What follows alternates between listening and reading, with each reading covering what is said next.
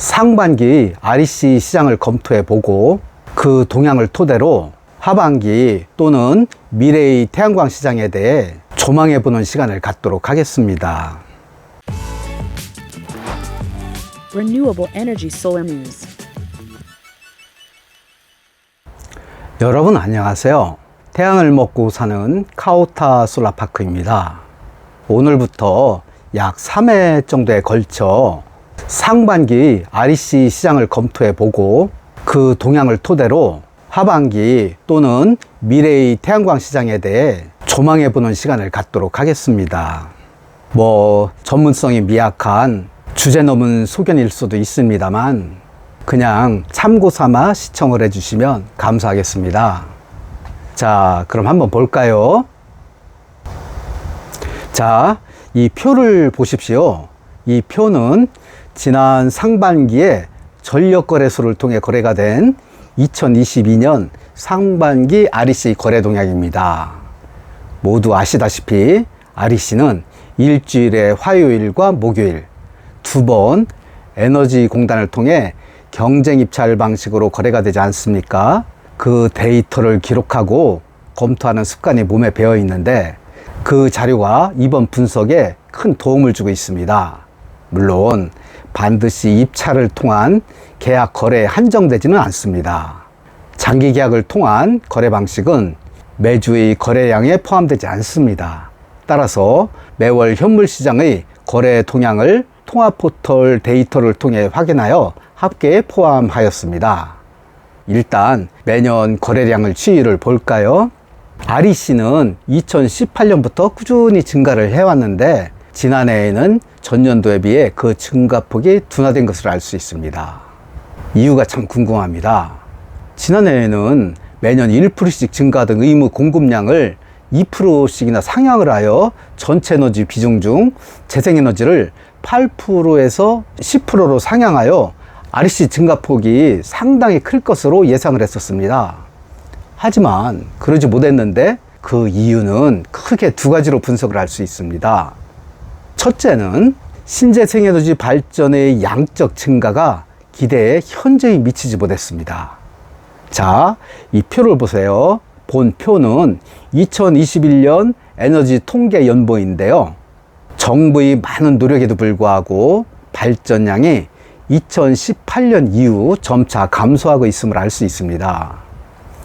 2018년에 약 5,300만 메가와트였던 것이 2019년에는 5,200만 메가와트로 줄었고 2020년도에는 훨씬 많이 줄었습니다.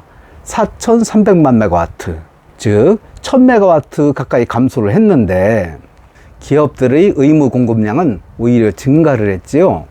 사실 태양광 이외의 여타한 에너지원을 신재생 에너지 발전으로 증대를 시키는 일은 결코 단순치 않습니다. 훨씬 많은 비용과 시간을 요구하기 때문인데 문제는 비교적 수월한 태양광 발전조차도 쉽지를 않다는 얘기지요. 국민의 여론이 상당히 적대적입니다. 둘째는 바로 이 적대적인 국민들의 의식이 신재생 에너지에 지나칠 정도로 수곡적이라는 얘기입니다. 자, 본 표는 전 세계 전력 시장에서 재생에너지가 차지하는 비중입니다. 전체 에너지 중 재생에너지가 차지하는 비중이 27.3%입니다. 그런데 이 데이터는 2019년 기준입니다.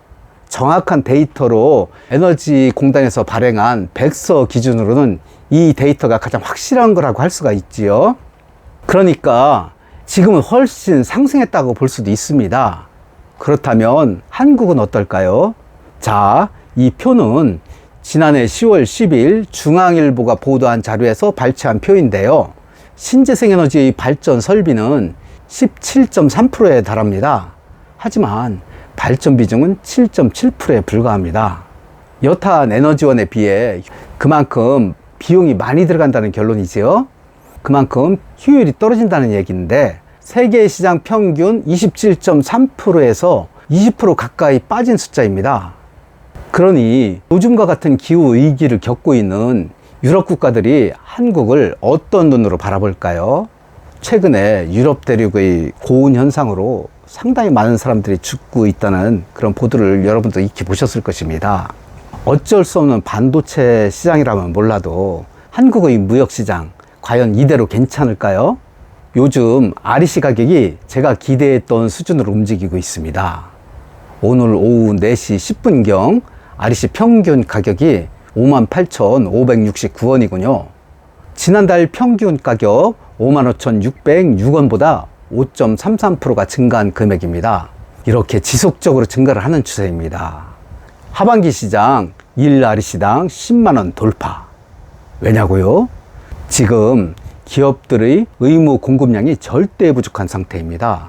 게다가 아리백에 참여하고자 하는 기업들이 실상 재생에너지를 확보할 수가 없는 추세입니다.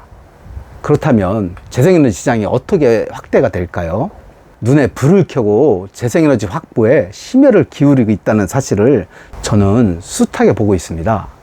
그런 관점에서 다음 시간을 기대하여 주시기 바랍니다. 오늘은 여기까지 하고 이어서 내일 설명을 드리도록 하겠습니다. 인문학을 공부한 제가 8년 전만 해도 문외한이었던 전기 분야를 공부하고 분석을 하려고 하다 보니 사실 많이 힘들고 어색합니다. 실수도 많이 나오는 듯하여 숱하게 망설여지기도 합니다. 그러다 보니 원고만 써놓고 많은 시간이 흘러버리고 말았습니다. 그럼에도 원고를 버리지 못하고 꺼내든 이유는 망설이는 많은 사람들에게 이런 소식을 전해드리고 싶어서입니다. 아무튼 제가 수집한 데이터를 중심으로 가급적이면 사실에 접근하려고 노력하고 있습니다. 많은 기대와 관심을 부탁드립니다. 좋아요와 구독 또한 부탁드리며 여기서 접겠습니다. 여러분 감사합니다.